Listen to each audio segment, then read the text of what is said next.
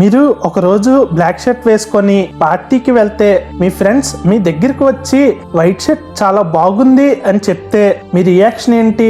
అసలు మీరు వేసుకున్నది వైట్ షర్టా లేదా బ్లాక్ షర్టా? మీరు రోజు చూస్తున్న ప్రపంచం నిజంగానే ఉందా లేదా మనందరం భ్రమలో బ్రతుకుతున్నామా?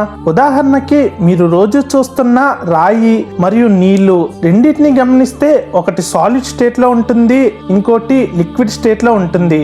నిజానికి రెండు ఒకటే అయినప్పుడు రెండు వేరువేరుగా ఎందుకు కనబడుతున్నాయి అనేది ఈ రోజు వీడియోలో చెప్పబోతున్నాను. ఇంకా లేట్ చేయకుండా వీడియోని మొదలు పెడదాం. మహాభారతం యుద్ధ సమయంలో కృష్ణుడు అర్జునుడికి గీతోపదేశం చేసినప్పుడు ఇలా చెప్తారు, ఈ శరీరం అనేది ఒక ఆకారం మాత్రమే, నిజానికి అందరూ ఒక్కటే, అందరూ నాలో ఒక భాగమని చెప్తారు. దీని అర్థం అక్కడ ఉన్న మనుషులు, చెట్లు, జంతువులు అందరూ కృష్ణుడిలో భాగమే అంట. ఈ విషయాన్ని సైన్స్ ఈ రోజు ప్రూవ్ చేయాలని చూస్తుంది. హిందూ పురాణాల ప్రకారం మన చుట్టూ ఉన్నది అంతా మాయా అని నమ్ముతాం. ఇక్కడ మాయా అంటే మ్యాజిక్ కాదు, మాయా అంటే ఇల్యూజన్, అంటే లేనిది ఉన్నట్టు ఊహించుకోవడం. ఎప్పుడైతే మనుషులు సైన్స్ ని నమ్మడం మొదలు పెట్టారో ప్రజలందరూ పురాణాలని కథల్లా చూడడం మొదలు పెట్టారు. కానీ ఎప్పుడైతే క్వాంటమ్ మెకానిక్స్ అనే కాన్సెప్ట్ మొదలయ్యిందో మొత్తం మారిపోయింది. మనం స్కూల్లో ఏదైతే చదువుకున్నామో అది క్లాసికల్ ఫిజిక్స్. ఈ క్లాసికల్ ఫిజిక్స్ ప్రకారం ప్రపంచంలో ఉన్న దేన్నైనా మనం కొలవగలం. ఉదాహరణకి లైట్ స్పీడ్ ని కొలవగలం, ఒక బెంచ్ ఎంత ఎత్తు ఉంది, ఎంత బరువు ఉన్నదని కూడా కొలవగలం, ఆ బెంచ్ యొక్క బిహేవియర్ ని కూడా తెలుసుకోగలం, దాంతో పాటు లైట్ ఒక బిహేవియర్ ని కూడా తెలుసుకోగలం. అలా 19వ శతాబ్దం వరకు అందరూ అలానే అనుకున్నారు. కానీ 19వ శతాబ్దంలో అదంతా తప్పని, మనం ప్రపంచంలో ఉన్న ప్రతి దాన్ని కొలవలేమని, దాని బిహేవియర్ ని కూడా తెలుసుకోలేమని తెలుసుకున్నారు. అప్పుడే క్వాంటమ్ మెకానిక్స్ అనే కొత్త కాన్సెప్ట్ వచ్చింది. సైన్స్ ప్రకారం ప్రపంచంలో ఉన్న ప్రతి ఒక్కటి లైట్ వేవ్స్ లేదా పార్టికల్స్ అంటే ఆటమ్స్ తో తయారైనదని సైంటిస్టులు చెప్తారు. అయితే మనిషి స్పేస్ లోకి వెళ్ళి స్పేస్ ని కనిపెడుతున్నాడు, కానీ మన ప్రపంచం ఇలా ఉండడానికి కారణమైన ఆటమ్ లోపల ఏం జరుగుతుందో కనిపెట్టలేకపోతున్నాడు. సో ఆటమ్ లో ఉండే పార్టికల్స్ ఎలా బిహేవ్ చేస్తున్నాయో తెలుసుకోవడానికి ఈ క్వాంటమ్ ఫిజిక్స్ అనే కాన్సెప్ట్ ని కనిపెట్టారు. ఎప్పుడైతే సైంటిస్టులు లైట్ వేవ్స్ అండ్ పార్టికల్స్ మీద ఇంకా డీప్ గా రీసెర్చ్ చేశారో వాళ్ళకి ఒక విషయం తెలిసింది.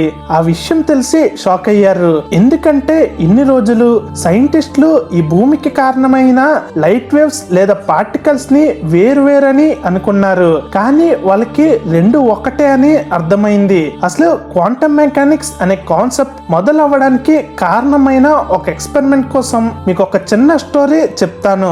17వ శతాబ్దంలో న్యూటన్ లైట్ మీద పరిశోధనలు చేస్తూ ఒక విషయాన్ని కనిపెట్టాడు. అదేంటంటే లైట్ అనేది ఒక పార్టికల్ అని చెప్పాడు.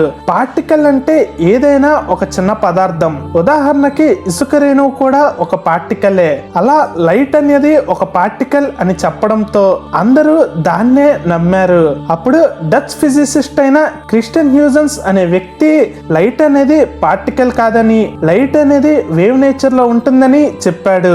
కానీ అందరూ న్యూటన్ నే నమ్మారు. అలా 19వ శతాబ్దం వచ్చింది. థామస్ యంగ్ అనే సైంటిస్ట్ లైట్ అనేది ఒక వేవ్ రూపంలో ఉంటుందని ప్రూవ్ చేయడానికి డబుల్ స్లిట్ ఎక్స్పెరిమెంట్ అనే ఒక ఎక్స్పెరిమెంట్ ని మొదలు పెట్టాడు. మళ్ళీ 15 సంవత్సరాల తర్వాత ఫ్రాంకోస్ అనే ఒక సైంటిస్ట్ లైట్ అనేది వేవ్ అని ఇంకో ఎక్స్పెరిమెంట్ తో ప్రూవ్ చేశాడు. మళ్ళీ ప్రజలందరూ లైట్ అనేది ఒక వేవ్ అని చదువుకోవడం మొదలు పెట్టారు. మళ్ళీ 20వ శతాబ్దం వచ్చింది. Albert Einstein photo electric effect అనే ఎక్స్పెరిమెంట్ తో లైట్ అనేది వేవ్ కాదు పార్టికల్ అని చెప్పాడు. కానీ ఇక్కడ సమస్య ఏంటంటే రెండు ఎక్స్పెరిమెంట్లు స్ట్రాంగ్ గానే ఉన్నాయి, ఏది కరెక్ట్ అనేది తెలియట్లేదు. వీళ్ళు చేసిన ఎక్స్పెరిమెంట్ లో ఒక ఎక్స్పెరిమెంట్ మాత్రం చాలా వింతగా ఉంటుంది, అదే డబుల్ స్లిట్ ఎక్స్పెరిమెంట్. ఈ ఎక్స్పెరిమెంట్ ని మిస్టరీ ఎక్స్పెరిమెంట్ అని ఎందుకన్నానో చెప్పే ముందు అసలు ఈ ఎక్స్పెరిమెంట్ ని ఎలా చేస్తారో చూద్దాం. ఒకవైపు టెన్నిస్ బాల్ ని వదిలే మిషన్ ని పెడదాం, ఇంకోవైపు ఒక బ్లాక్ బోర్డ్ ని పెడదాం, మధ్యలో ఒక కార్డ్బోర్డ్ ని పెట్టి ఆ కార్డ్బోర్డ్ కి నిలువుగా ఒక రంధ్రాన్ని పెట్టి ఆ రంధ్రం నుంచి టెన్నిస్ బాల్ ని షూట్ చేస్తే ఇప్పుడు మీ స్క్రీన్ పైన చూస్తున్నట్టు ఒక సింగిల్ ప్యాటర్న్ అనేది ఫామ్ అవుతుంది. ఇప్పుడు ఆ కార్డ్బోర్డ్ కి ఇంకో నిలువుగా ఉండే రంధ్రాన్ని పెట్టి ఇప్పుడు 2 రంధ్రాల నుంచి బాల్స్ ని పంపిస్తే మీరు స్క్రీన్ పైన చూస్తున్నట్టు ఒక ప్యాటర్న్ ని ఫామ్ అవుతుంది. ఇప్పుడు ఆ కార్డ్బోర్డ్ ని తీసుకొని వెళ్ళి వాటర్ లో పెట్టి దాని నుంచి వేవ్స్ ని పంపిస్తే స్క్రీన్ పైన చూస్తున్నట్టు ఒక సింగిల్ వేవ్ ప్యాటర్న్ ఫామ్ అవుతుంది. ఇప్పుడు ఆ కార్డ్బోర్డ్ కి సేమ్ నిలువుగా ఇంకో రంధ్రాన్ని పెట్టి మళ్ళీ వేవ్స్ ని పంపిస్తే ఆ 2 వేవ్స్ కలిసి ఇలా ఒక పెద్ద వేవ్ ప్యాటర్న్ ని ఫామ్ చేస్తున్నాయి. మళ్ళీ ఆ కార్డ్బోర్డ్ ని బయటకు తీసుకొని వచ్చి ఈసారి బాల్స్ ప్లేస్ లోని ఎలక్ట్రాన్స్ ని పంపించారు. ఒక రంధ్రం ఉన్నప్పుడు ఆ ఎలక్ట్రాన్స్ ప్యాటర్న్ ని బాగానే ఫామ్ చేశాయి. సింగిల్ ఎలక్ట్రాన్స్ ఉన్నప్పుడు ప్యాటర్న్ బాగానే వచ్చింది. కానీ ఎప్పుడైతే డబుల్ స్లిట్ పెట్టారో సైంటిస్టులకి ఆశ్చర్యకరమైన విషయం తెలిసింది.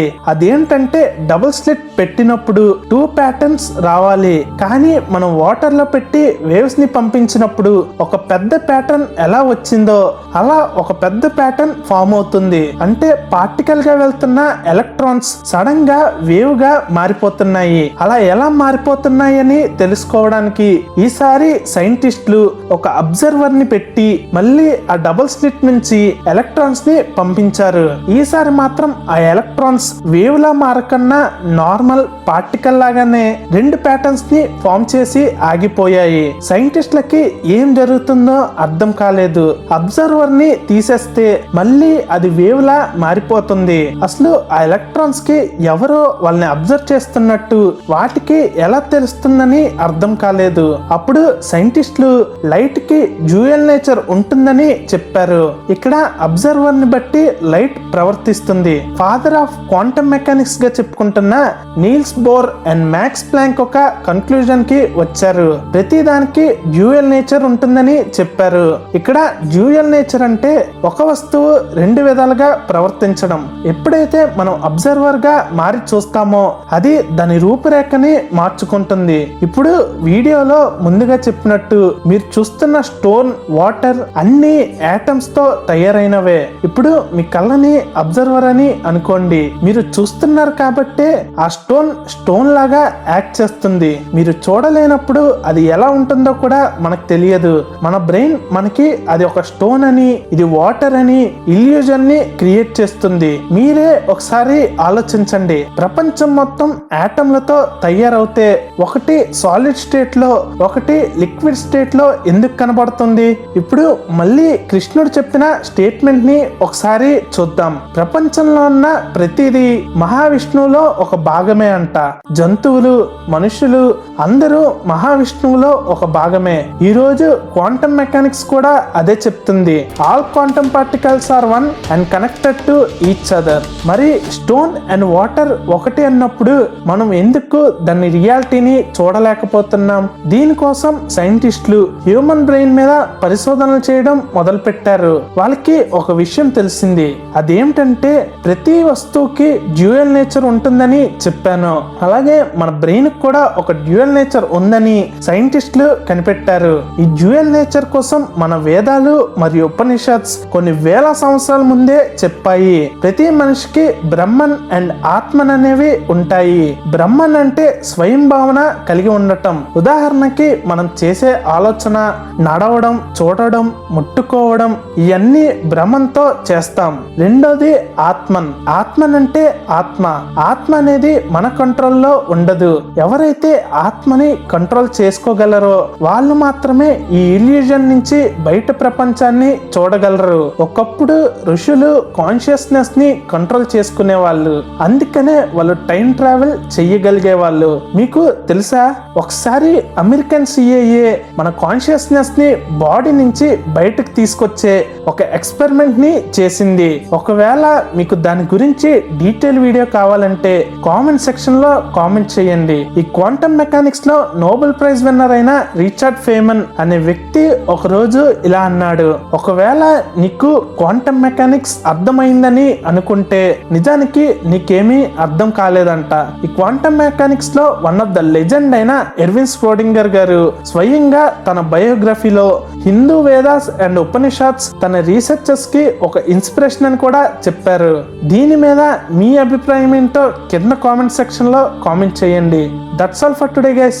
వీడియో కానీ నచ్చితే లైక్ చేసి చేసి షేర్ చేయండి. ఛానల్ ఒక కంటెంట్ నచ్చితేనే ఛానల్ని సబ్స్క్రైబ్ చేసుకోండి.